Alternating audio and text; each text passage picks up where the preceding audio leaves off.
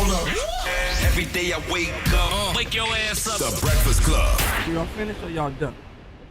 Morning, everybody. It's DJ NV, Jess Hilarious, Charlamagne the guy. We are the Breakfast Club. Loren LoRosa is here as well. We got some special guests in the building. Yes, indeed. We got Kris Lofton, we got Isaac Keys, and we got Joseph Sikora. Welcome, gentlemen. What's up? What How y'all feeling, man? How's everything? Good. Fantastic. You saw that first episode. It dropped. It's heavy. Last week, that's right. Set it up for the rest of the season. It's going to be fire season. How do y'all approach doing a final season? Like, how does that even make y'all feel? Is it bittersweet? Like, how do you approach it? I think, like you just said, bittersweet. But, I think once we know it's the final season, I think it makes us go a little harder. You know what I mean? Like, make sure we make the scenes a little bit more intense. I think the writing room did the same thing. It's just making sure that every episode had a bang factor to it. And, as actors, like, we want to put our best foot forward. And I think we did a great job doing that. Is it always that feeling like the last show would be so amazing, but like, yeah, we just can't end it like that. We got to do another one or another one. Is that ever a feeling, or you're like, nah, this is a wrap?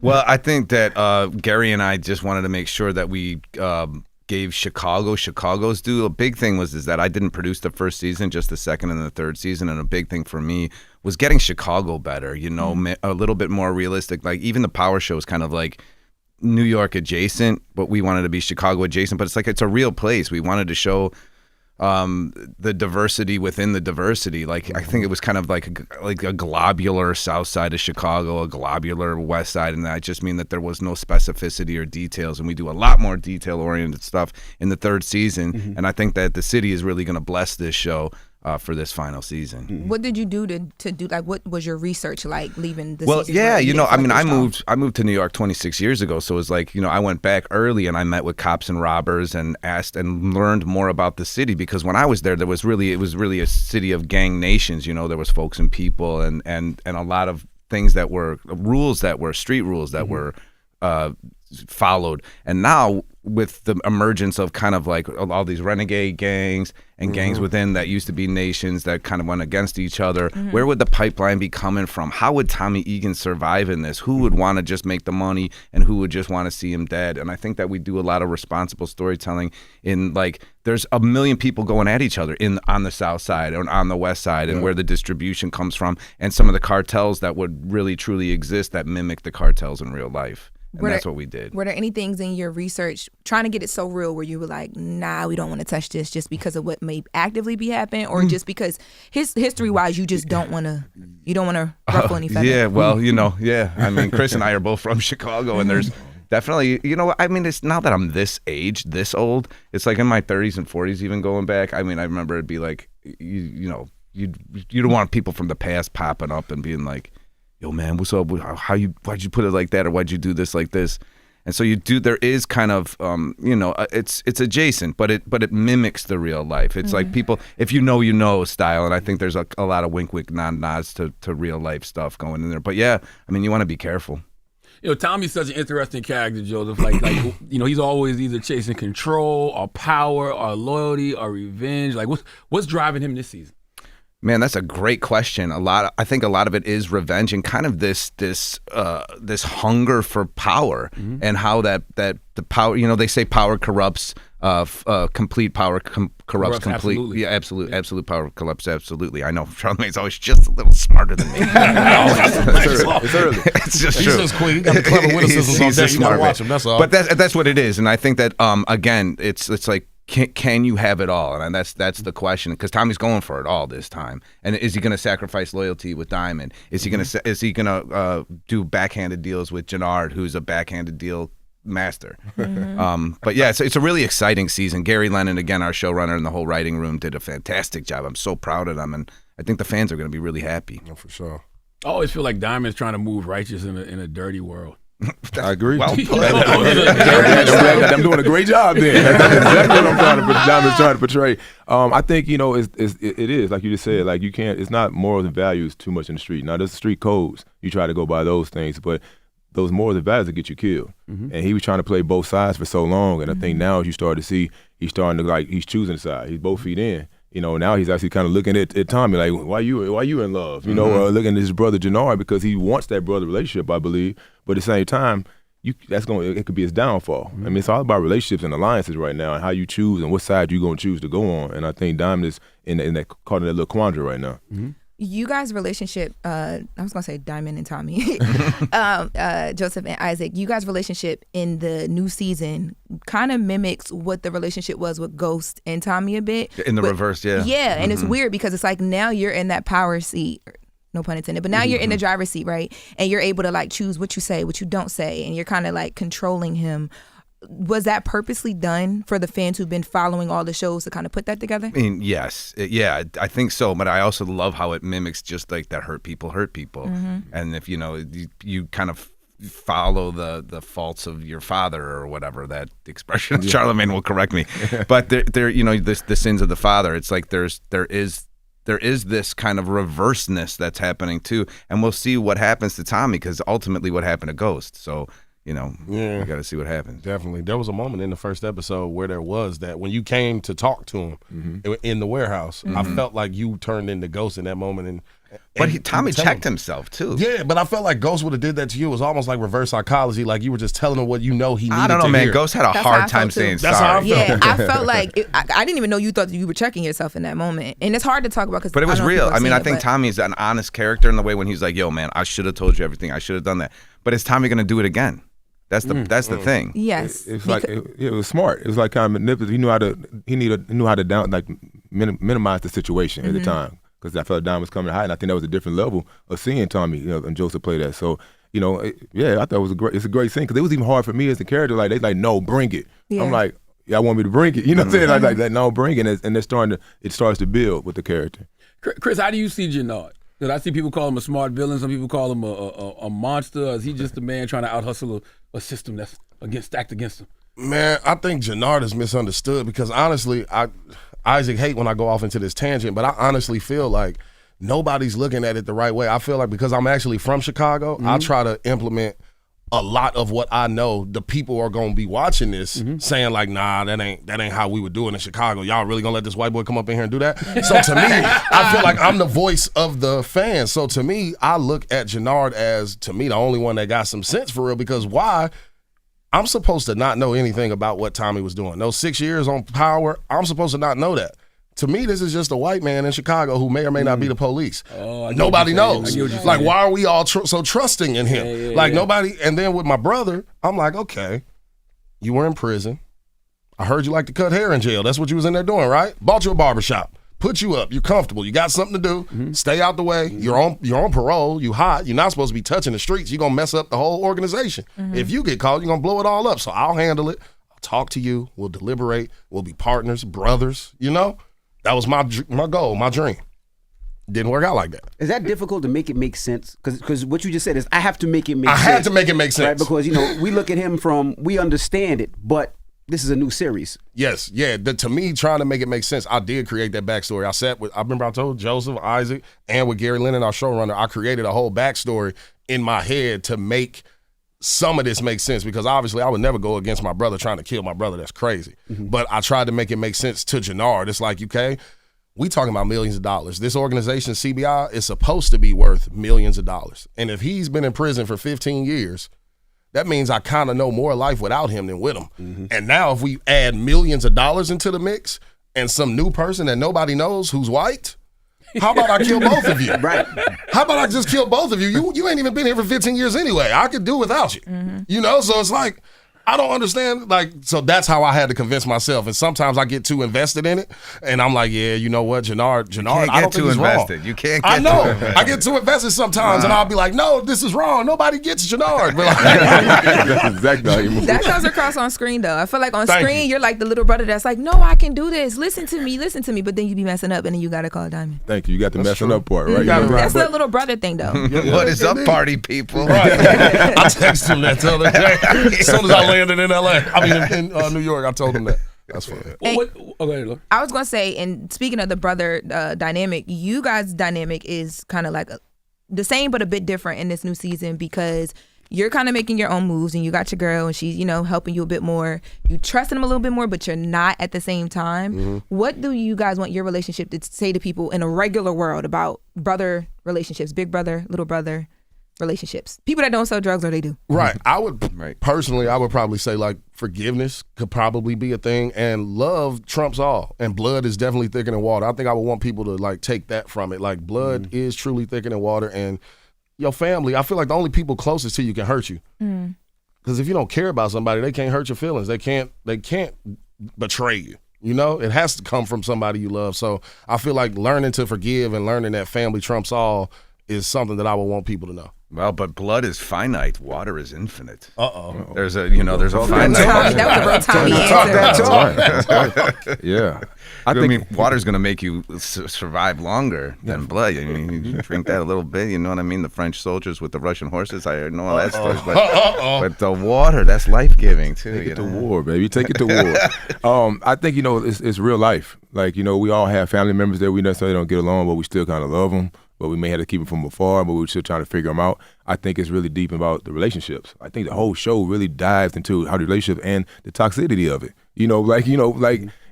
Really all you if just communicate. If you just communicate with the person, if his brother, if Diamond just would have gave Jannard a hug, another hug or something, he made him feel a little better or just talked about it. Like, how do you go kill your brother? Like, it's the deepness and the depthness of what you're willing to lose and sacrifice for what you want, the kind of motives you want. And then how does that align in your life? Like, to him, killing his brother, that wasn't nothing for him. Some people, that's something hard to do. We still get on the streets all the time. Like, why you don't kill your brother? Why you don't unlive your brother? And it's like, can you do that? Would you be able to do it in the world? So that tussle, I think, is just amazing to be able to show the relationship between brothers. I never noticed, but you sound like Deion Sanders, man. I'll take him. You let Deion Sanders money.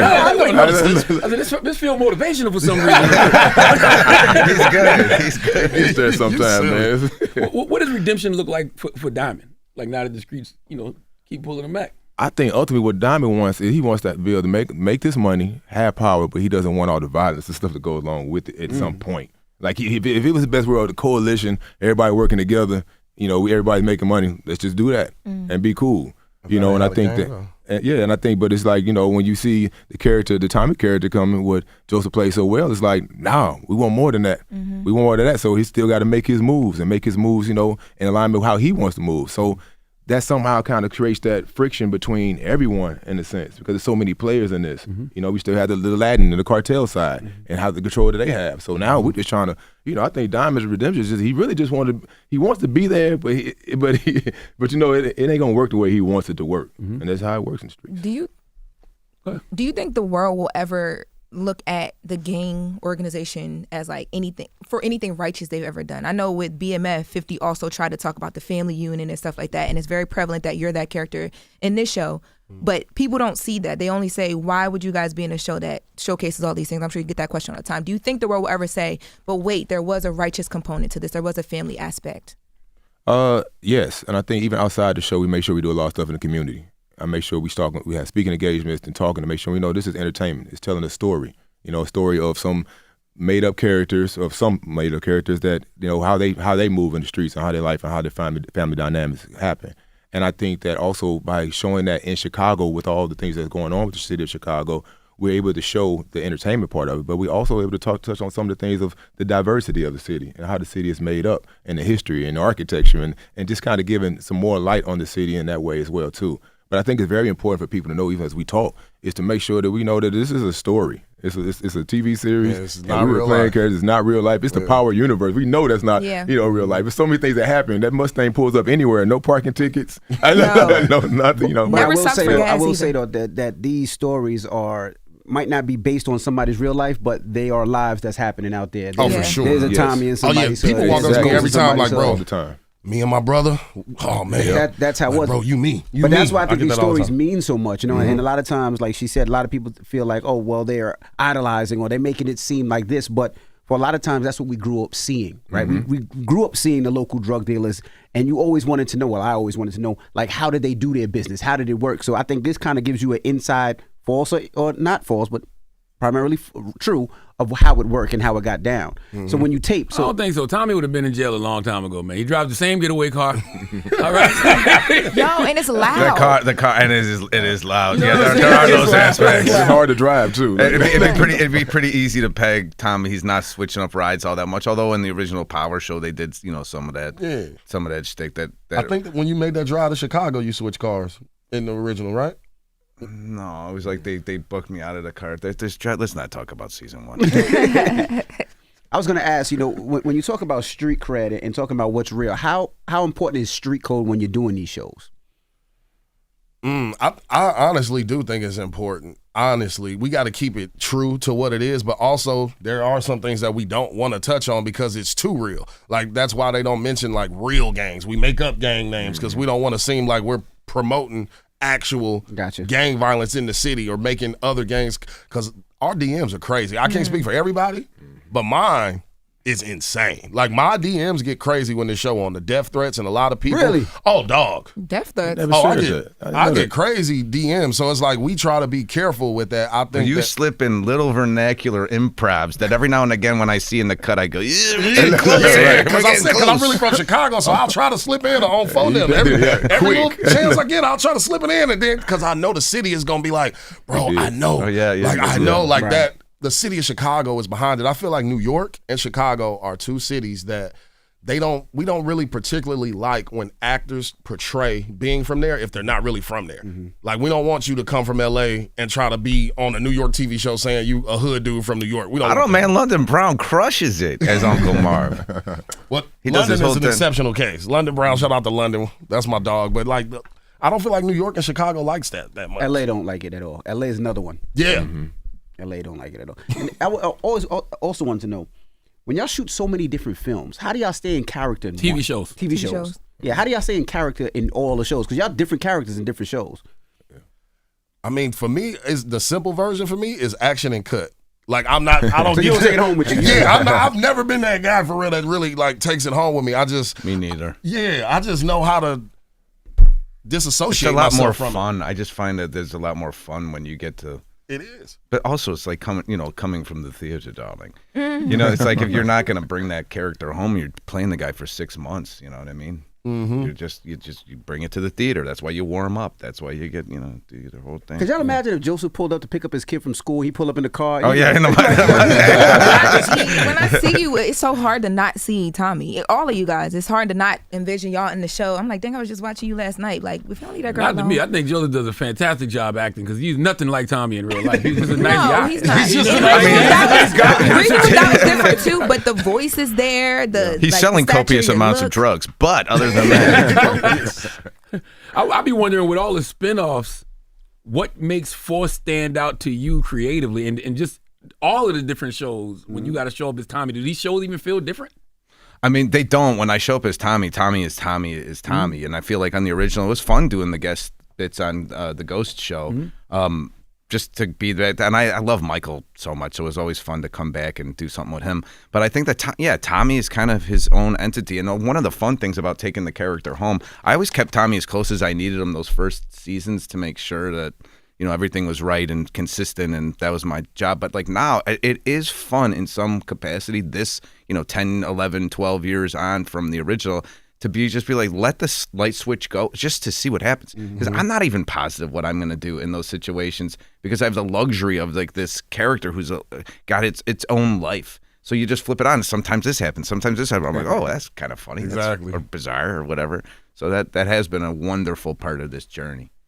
I always wanted to know also, too, when you took the audition to play Joseph, or play Tommy, I should say, did you think it would be this far, and did you want to do it? You was like, the original audition, I wanted to do it so bad. Why? Because I played around in the streets growing up, and I was a very unsuccessful actor for many years, and even in Chicago, a lot of the areas where because I was a graffiti writer that many people know, so you know what I mean. You're dipping into these different kind of lifestyles and stuff like that. I based Tommy a lot on guys that I was scared of growing up, and making your way through. So I felt like. I was just like, they're gonna hire some pretty guy and they're gonna get it all wrong. But so I passed on the initial audition for it just because I was getting married, And so I was just like, I can't make the audition. But then it came back around because you guys know that Fifth was originally going to play the ghost character. And then when he wasn't going to anymore, then they had re-auditions for everything. And I liked the script. I thought this would be great. And I was a fan of Fifth anyway. And then when I actually got it, I was the only one that auditioned from New York. And so it was 5 auditions. And finally in LA, we did the chemistry reads and blah, blah, blah. And when I booked it, I was super excited. And I said to Fifth, I said, "This is amazing, man. I hope it goes more than a season or whatever." He goes, "It's going to go 7." And he was almost right. I mean, it's 6.5. It's pretty. I mean, actually, more if you think about it. If you add all the spinoffs, all the spinoffs. Now it's been whatever. You know. So, which series means more to you, the original Power or the 4th spinoff? It's hard to say. I just like working with Gary Lennon as a writer. Like that's what it means. I mean, I think that just Gary bringing in the authenticity of his brothers being, Westies from Hell's Kitchen, and Gary's brings in so much of the life of it. And even though Tommy's from Southside Jamaica, I think just like the authenticity of New York that Gary brings to the character has really been a dance of two people. So whatever Gary's writing means most to me. But I love these guys. These are brothers and brothers for life. And I'm so happy that I have, got to have friends like this on the Force show. So that means a lot. But it meant a lot for me to produce the show.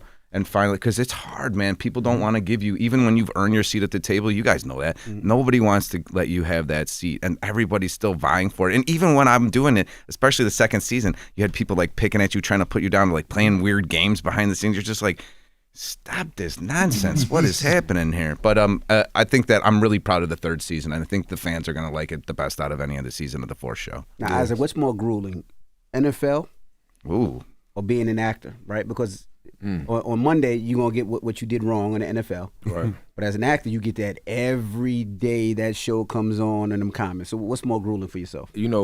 I don't miss, they always ask you, what do you miss from football? And I'm like, you don't miss being out there? I was like, at this point in my life, no. Like, no, because it was, the physical aspect. But for me, playing football was actually more of a grind than it's acting. I was always I was making the team, I was on the actor roster, the practice squad. I didn't know where I was going to be at next. But being emotionally unavailable to a lot of outside relationships because I just felt unstable in the game at the time. And I felt like I was giving so much to the game, but it wasn't giving back to me. Gotcha. So, and I got into acting, how to do that, I don't know. They say maybe you took too many hits in the head because you chose something that's very, similar, because it's unstable as well too. But the things I've learned in the game of football, I was able to transfer over to acting, as far as the discipline and as far as the work ethic and as far as the knowing how to deal with rejection. Because we get so many no's without them even saying no to our face in acting. So it's like you just wait for that one yes and you realize how many people have to say yes in order for you to get this role. And then so I look at it now, it's like, you're grateful for it, but it's both of them are grueling in their own aspects, man. So, the grind don't stop, it just changes. Isaac and Kris, in regards to dealing with 50 Cent, what did y'all learn from Little Meech?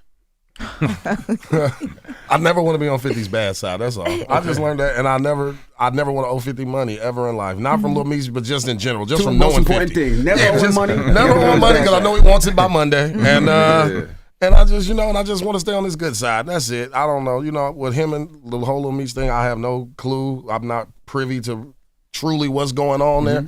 I just know my loyalty runs deep. I know the day I booked this role, one of the first things I did, you would appreciate it, Charlamagne, because you're a little messy. First thing I did was I went straight to Ja Rule's Instagram and pressed unfollow. It says follow back right now. It says follow back because I'd already met Ja. I'd already met him.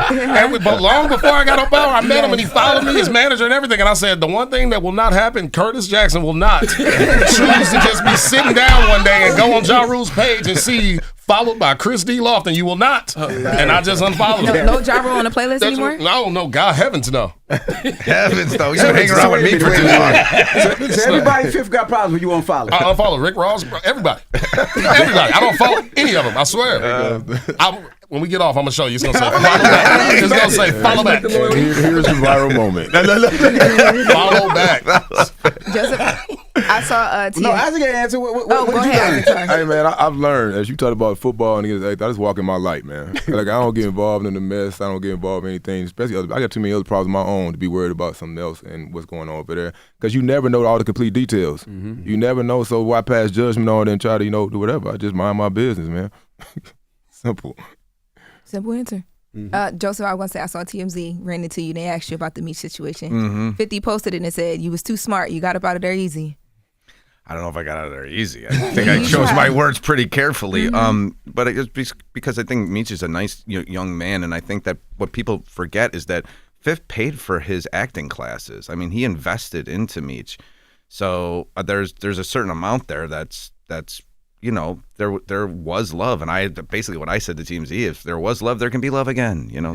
There's a certain amount of redemption or forgiveness within there. So it's also just like I try to stay in my lane as well. It's not again, like Isaac said, it's not really my business, but I want everybody to get along. But if you can't, man, I'm gonna keep it moving. Exactly. You really think though that there could be love again? It seems like 50's kind of like done with that situation. I mean, he's probably done, But there's always hope. And it's interesting with Power too, because Power is built on loyalty, is built on betrayal and ambition.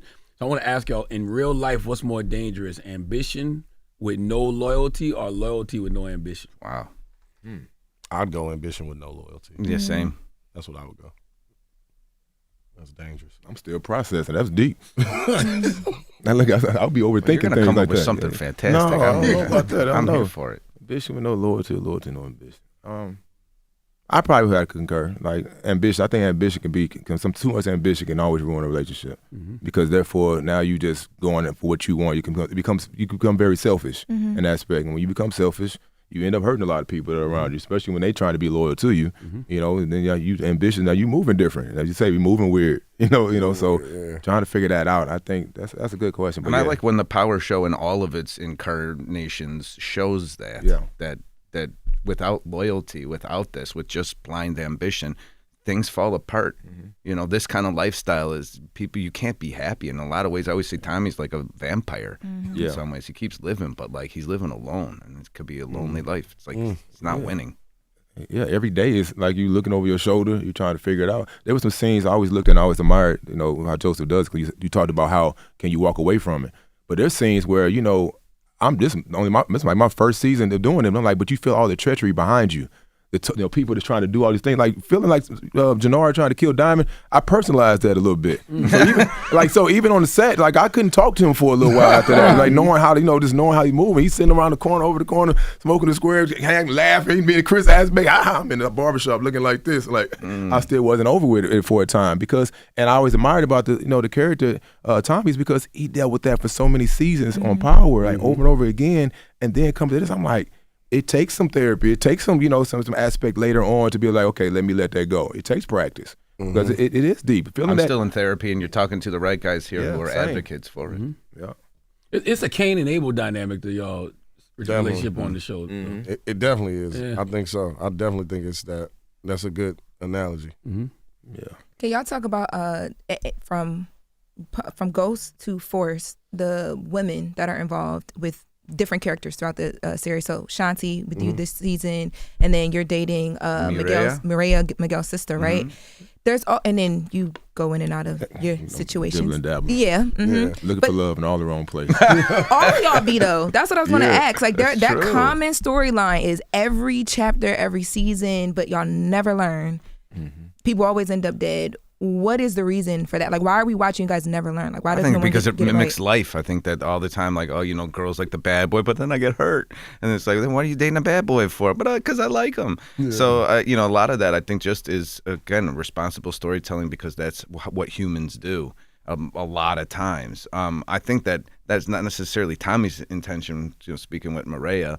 But in a lot of ways, like he demands loyalty or death. And so, I mean, you think about Keisha, and he's like, "Yo, you want to be with me, Keisha? You got to be all in." And he's like, pulls out the gun. She's like, "I'm all in." He's like, gun slips back under the couch. Yeah. So with Maria, just that she said, "I'm choosing this lifestyle to be in here, even though I've done everything in my life to not be part of this. Although I know what the game is and I grew up around it, I'm gonna put all that aside for you. I'm gonna put everything aside for you." I think in a lot of ways, the Tommy that we know is like, okay, then I'm going to put everything away for you, and he means it. And that's one of the attractive qualities about the character is that this extreme loyalty that you're almost like, but hold up, you just know this, you just met. But some people are like that. Like when we move in with people too early, when we, I'm all for you, and like sometimes when you're all for somebody, it actually pushes them away with that magnetism, because magnetism works both ways, right? It either goes like this, or if you flip it behind, it goes like this. So it's going to be a little push and pull with Tommy and Mireya. And a lot of times with the women that y'all are dating, there is no loyalty there, right? Everybody wants something out of the situation. Do you think that you're able to really be loyal in what you're doing day to day in your life if you can't be loyal in your relationship? From what you guys have explained. If there's communication there and you say, hey, listen, like Tommy said, listen, I can't tell you this. I'm not this. What you ever think is happening, all right, but you need plausible deniability. I can't tell you everything because I care about you. So as long as there's communication, I think that helps a lot of stuff. But I want to hear what you want to say about Shanti. What I want to say about Shanti, she had you spinning. That's the thing. Like, I think there truly is love there because a lot of people always question, does Shanti and Jannard really love each other, or is she just using him or manipulating him? I think she truly does love Jannard because she was there for me when I was in the dark place. You know, Jannard was going through shit. He was battling an addiction. He was everything like that. She was there for him. I couldn't tell my brother because I was trying to hide it. I was embarrassed. I didn't want nobody to know that this is how Jannard was. So Shanti came to Jannard in a very dark place. So I think there is love there, but I do think that Jannard sometimes makes her think that she's in control, and that's why he ends up going out and doing whatever he wants to do anyway. But sometimes he just tell her what she want to hear so she can shut up. And I think it mimics real life because some boyfriends, husbands, sometimes girls do that. Okay, babe, yeah, you're right. Knowing damn well I don't think that, but yeah, you're right. Just so you can keep the peace. Happy wife, happy life. But then you're going to end up doing your own thing. So I think that this season with Shanti and Jannard, we just going to see how that relationship truly unfolds. And I think they love and loyalty and all of that will be tested. For me this season with you guys, one of the biggest things I looked at it as in the earlier episodes was she saw you as like almost like something that she could like build up and use and dangle. Like you have a sort of power that you didn't know, and she saw it and she was using you for that. And once she used you, it was going to be like whatever. That's what you take from it. Yeah, in the earlier episodes, I don't want to give it away, but in the earlier episodes, I yes. can see that because it came across like that. And I feel like while I was doing it, subconsciously, because we never know what's going on with the scripts. Every episode we get the script, like we never know who about to die or nothing, right? You know, so I'm looking, I'm like, okay. But in my head, I always try to subconsciously play Jannard and Shanti's relationship a little to the point where it's like, Jannard could possibly kill her if he wanted to, or if he has to. Like, he loves her, but I don't know. What was that look? I always feel like Jannard could kill anybody. That's what I tried to subconsciously implement that. Like, so there would be moments in the script where it'll say, like, Jannard leans in and kisses Shanti passionately. And instead of doing that, I just look at her and be like, I fuck with you. And do that instead of kissing her because I feel like that leaves room. If I have to kill her, it won't come as, you know what I'm saying? Yeah. And in my head, I played it like that subconsciously. I'm not going to kiss her right here. I did one. I was like, I'm fucking with the right girl. I said that instead of the passionate kiss that was supposed to happen. I just tried to keep that open just in case because I didn't know where they were going. Why, you think it would have made you look more grimy if you kissed her and had a relationship and then killed her? Or? No, I just wanted to leave fans in my head. And like I said, it might not have even been working. But in my head, I was like, there might be people watching this that are looking like, ooh, he might kill her. Like, you know what I'm saying? Like, in my head, it might not even been the case. But I just kept that window open. Joseph, is there an end to the Power universe? Like, have there been talks like to the end of Tommy's character? There's been talks. Ooh.